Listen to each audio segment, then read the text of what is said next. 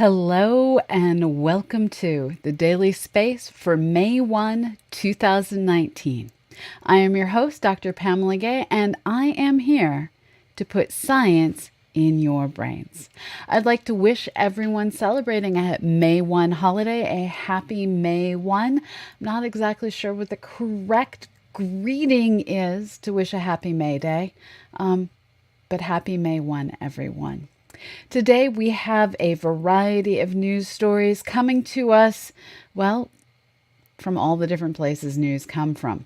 Our first story of the day is one of, well, that didn't go as one would wish. This is a story of, well, how the 2009 Orbiting Carbon Observatory and the 2011 Glory missions, which were both malfunctions on launch, had previously been diagnosed as not correctly separating from their protective nose cones. But further investigation carried on by NASA and by the Department of Justice here in the United States have determined that the issue was not one of anything mechanical malfunctioning so much as the supplier of the aluminum used in these missions had, from 1996 until 2015, for 19 years, been periodically falsifying records that showed that their aluminum didn't necessarily stand up to the tests that it was put under. The company in question is SOPA Profiles. It's an aluminum extrusion maker in Portland, Oregon. This is material that is used to make these rocket parts. And when the correct mixture of aluminum, well, when what they extrude doesn't stand up to the tests, it shouldn't be used to make the rockets because it can fail in, well, ways that in this case led to 2 lost missions. We are all still waiting to see what comes of this report. At this point, it is just a report from the DOJ and NASA. It is unknown if there will be a criminal investigation, and it is unknown, well, just what exactly is going to be the consequences. When you lose 2 rockets, that's an awful expensive mistake to come of falsified records. Luckily, these were unmanned spacecraft, but still there was science lost in this falsification of data. Don't falsify data. Okay, having gotten through the ugly part of today, I would like to talk to you about Steve.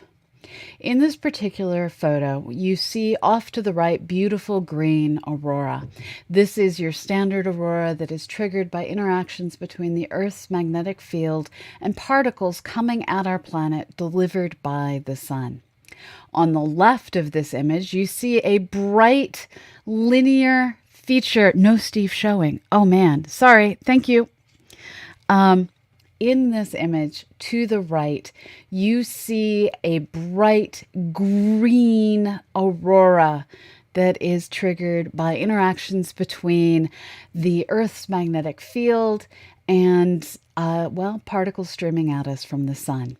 On the left, you see a fairly linear feature that is described, depending on who's doing the description, as mauve, pink, and various combinations of those 2 colors, basically. And that mauve pink thing hadn't really been distinctly seen as its own atmospheric phenomena until 2016, although many amateur photographers and observers had caught it on film and digital cameras. Well, in 2016, folks got to talking and realized this thing is not a solar aurora. And for lack of, well, this is why they named it Steve.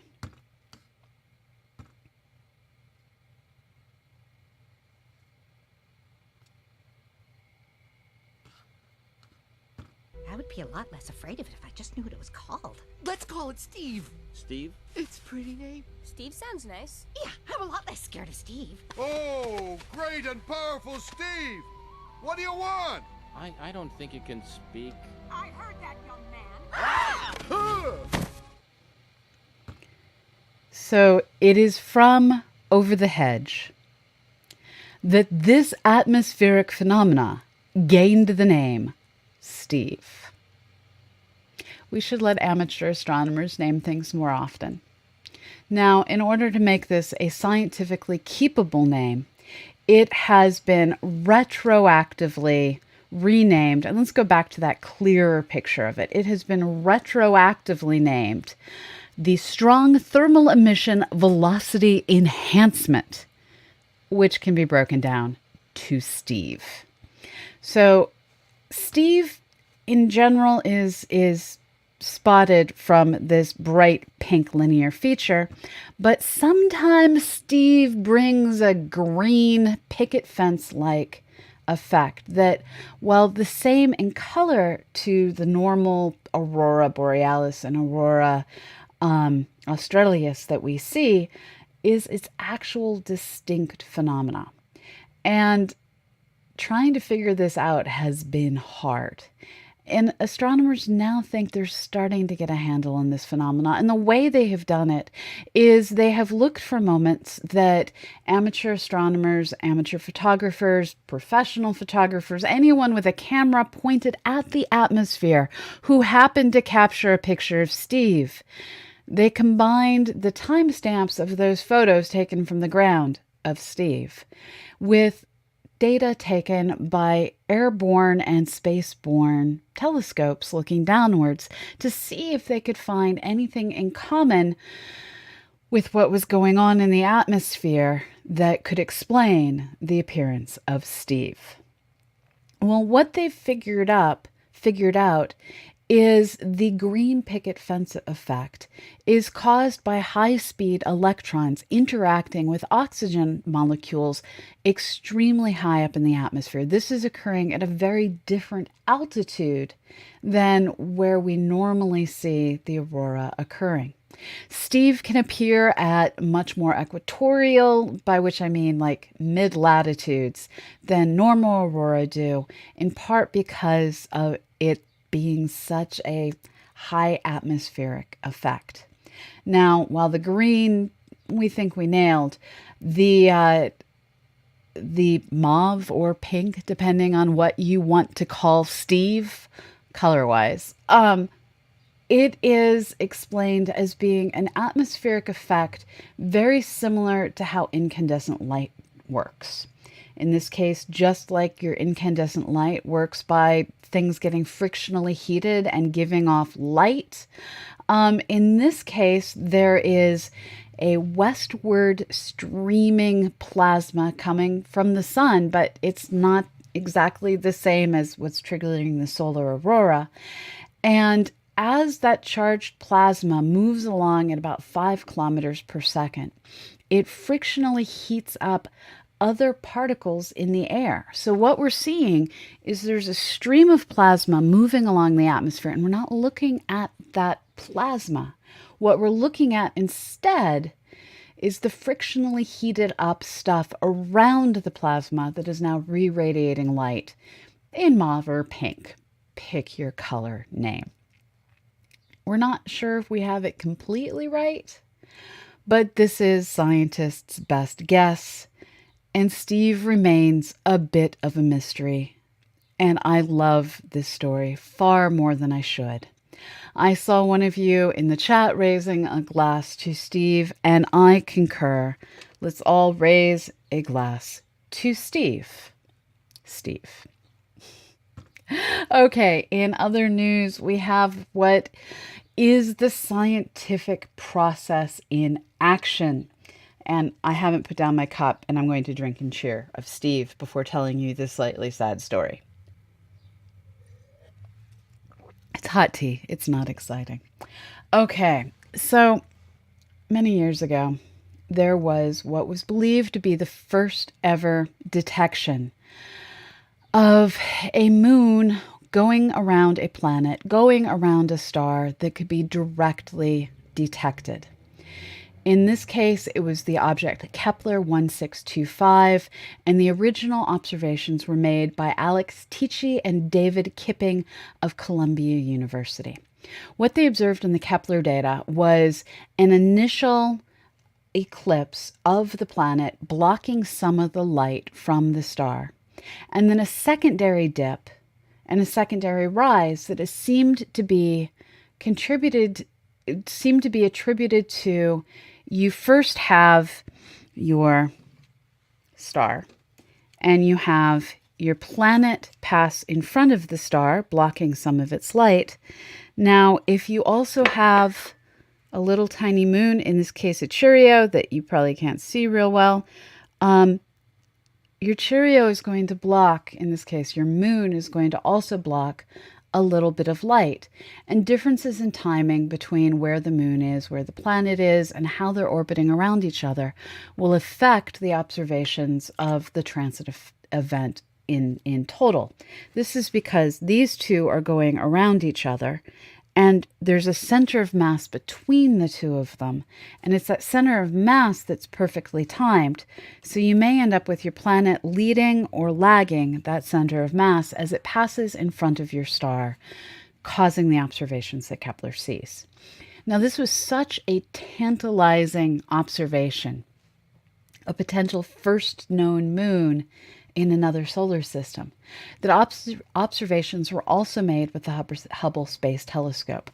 And with the Hubble Space Telescope, it yet again appeared to be a planet and a moon going together in front of the star.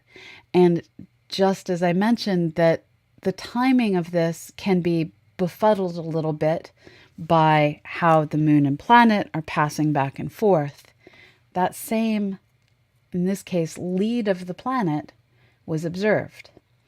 Now, while this original data was reduced by multiple people, looked at by multiple people, went all the way through peer review, Laura Kreidberg, an astronomer at the Harvard-Smithsonian Center for Astrophysics in Cambridge, Massachusetts, wanted to give this data another look because physically we can't explain this system. It appears to be a massive Jupiter that has a Neptune-sized moon going around it. And she was trying to figure out, how exactly do you get this kind of a system tightly bound together?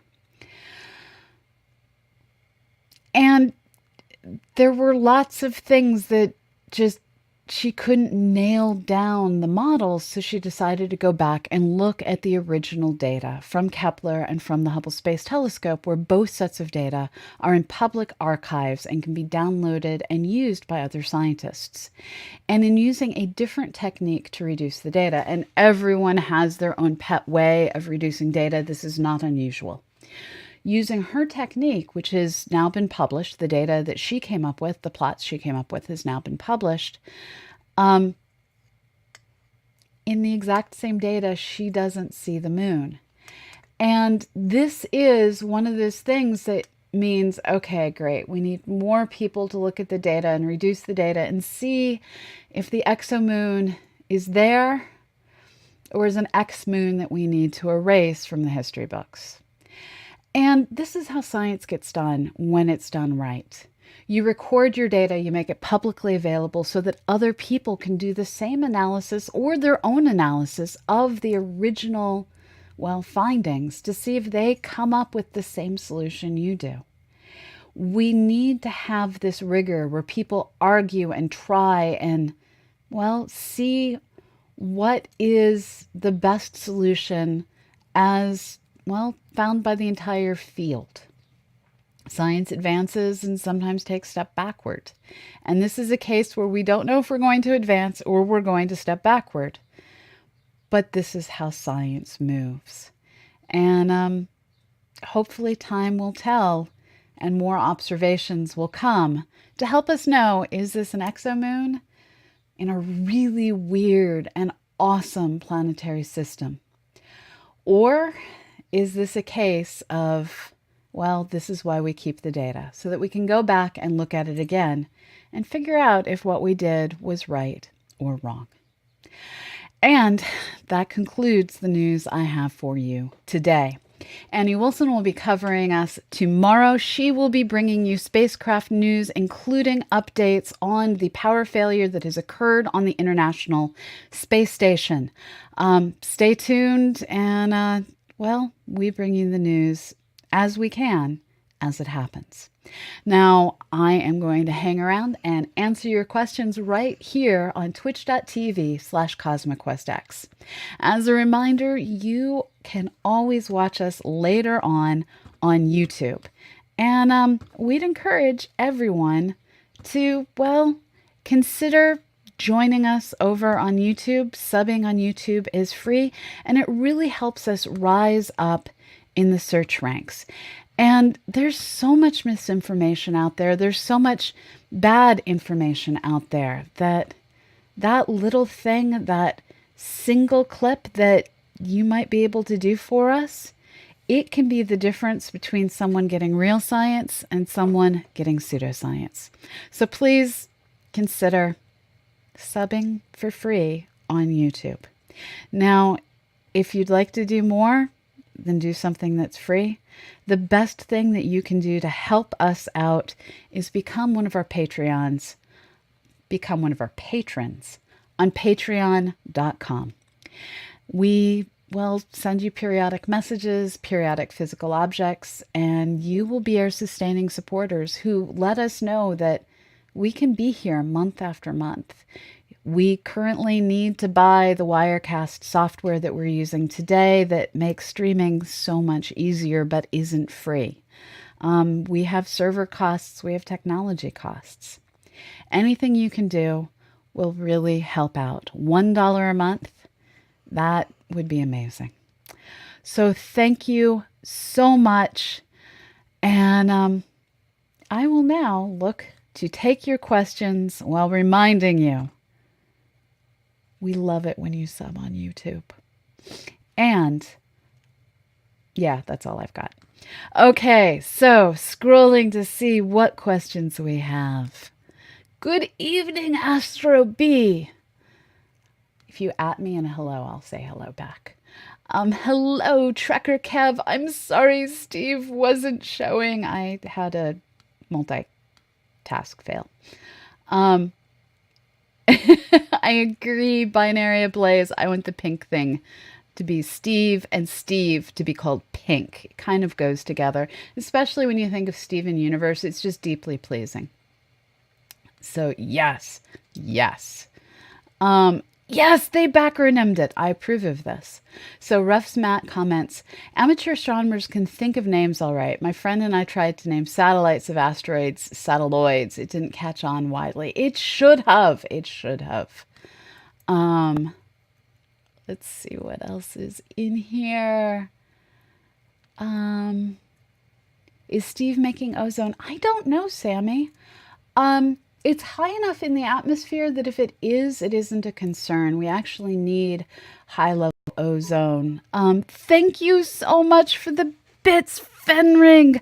I have doggos, and as you all know, we say thank you for your bits with a dose of cute doggos. Do you want this? Do you really, really want this? Go get it. Okay. Doggos have Cheerios. Thank you. Okay. Looking to see what else we have. Our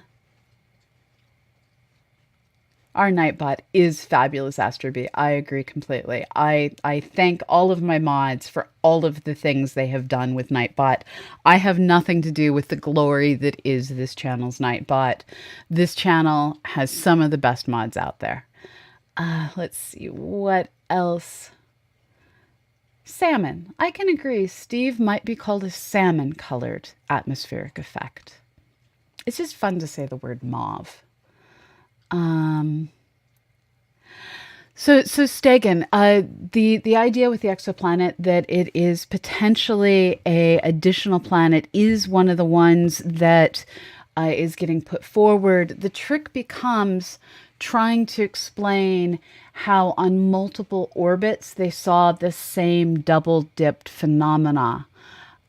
So there's lots of different maths that have to be looked at, and this is part of why more observations are needed in order to decouple all of the different solutions that can explain the exact same thing.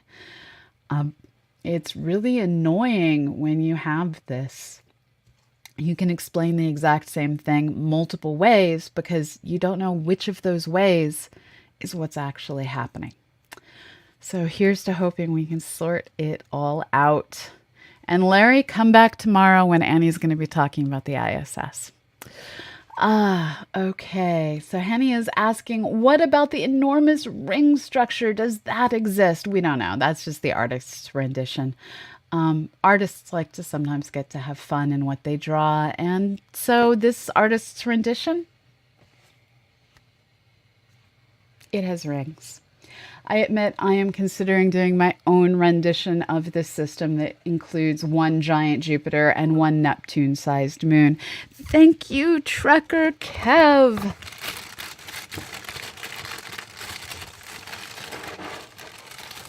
You want these? Go get them. Okay. Happy doggos. Okay. Yeah, there is a power failure on the ISS. Sorry about that. But Annie will cover it. Okay, let's see what else we have. So Stormer John is asking, were they able to do a spectrographic analysis of M87? I need more words, please.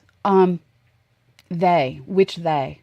M87, for those of you who don't know, is a massive galaxy in the Virgo cluster that has an active supermassive black hole in its center. This means that supermassive black hole is nomming down on stuff as we speak. And the disk of material that is formed around the supermassive black hole is generating a powerful magnetic field that has plasma jets. It's just a cool system. And adding to the coolness of this system, the Event Horizon Telescope, a synthetic telescope that was put together by combining radio telescopes all over the surface of the planet. They were able to combine all of this data to get an image of the light being bent around the event horizon of M87's black hole, as well as a shadow of the black hole on the space around and behind it.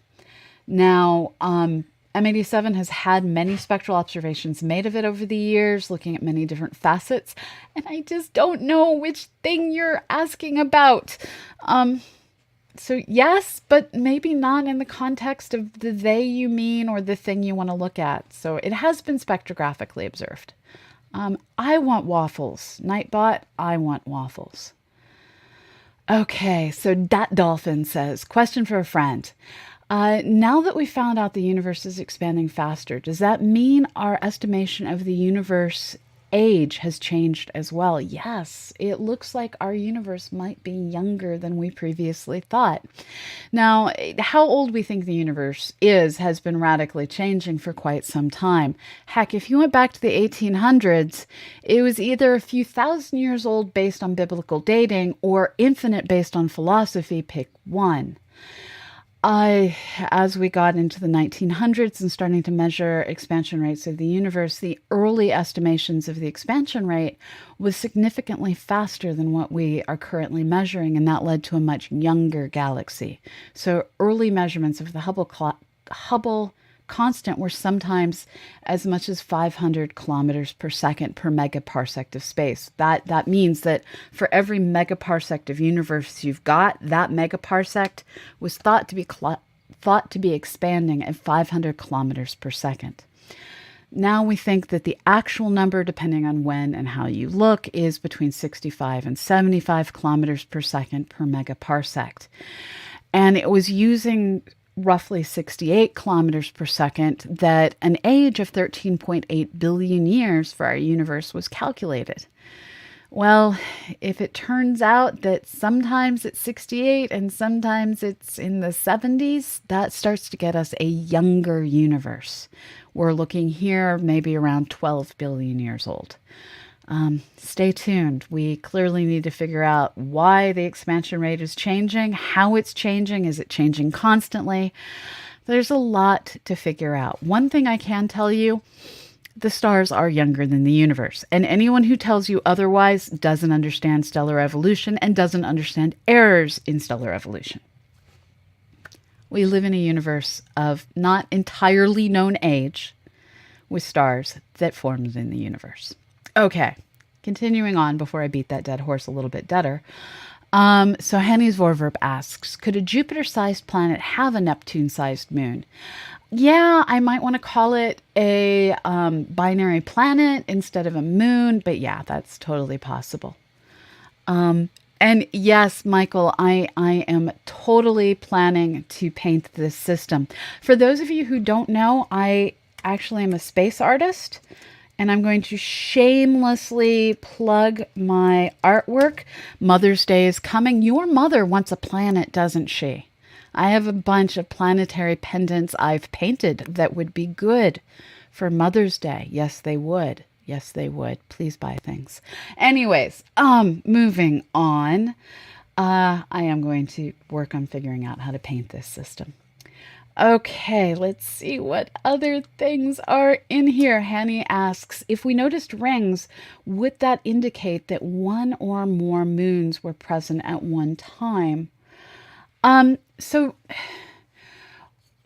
having a ring that you notice at one epoch in time indicates that something got shattered to form the moon, form the rings.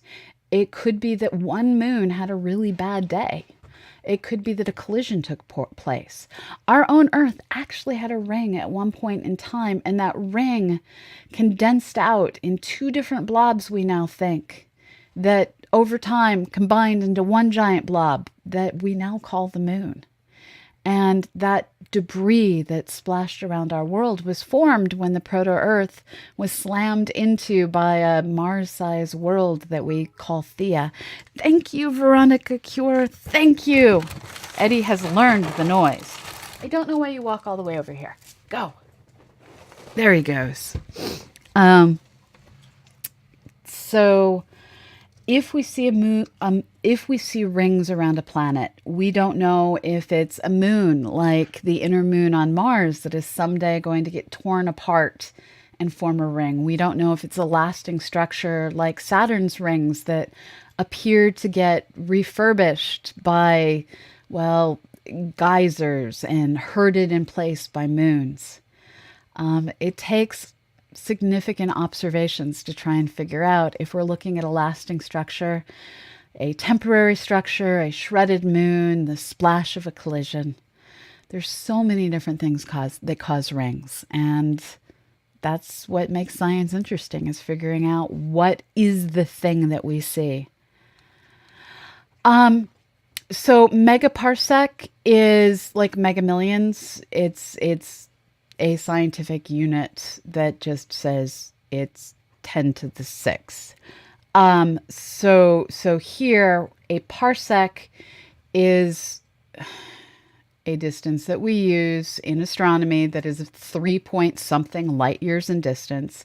It's easier to measure in parsecs than to measure in light years. So we use the thing that's easier to measure in, and everyone scratches their head. It's okay. So in this case, when we're talking about 65 kilometers per second per megaparsec, we are mixing units with violence, and I am sorry. Okay. I want to deliver a waffle delivery bot too. I really do.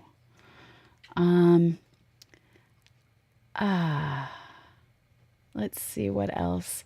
So Mike Cassidy is asking, have I painted Pluto? I haven't painted Pluto in particular.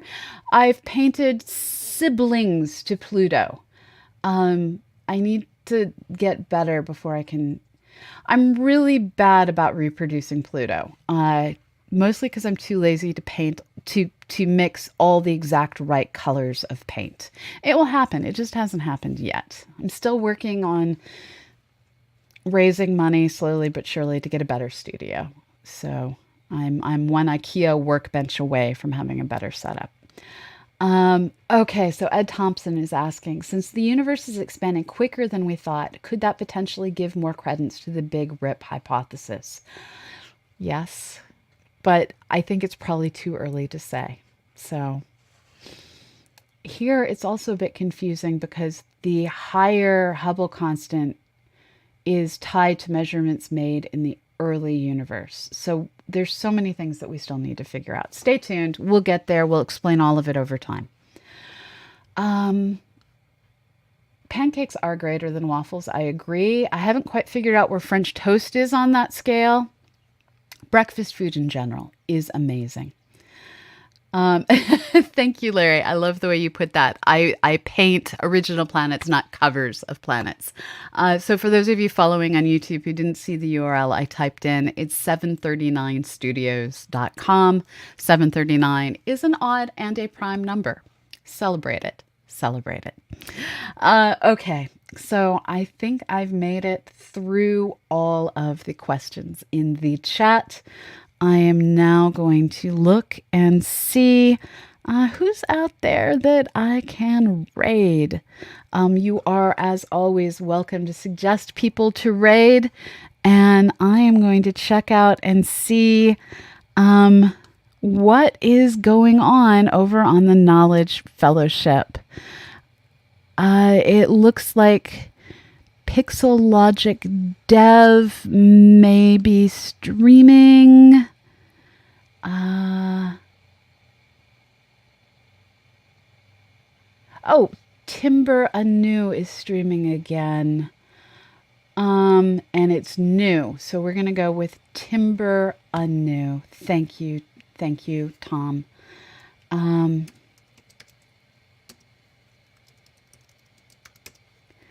So please enjoy your dinner, those of you for whom it's dinner.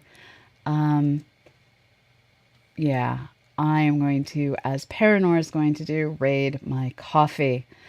And I'm going to remind you, as always, wherever you are in the world, we share one sky. And it takes all of us to understand what is going on in that one sky. So have a fabulous morning, evening, or afternoon, wherever you may be, and get outside and look up. Bye-bye.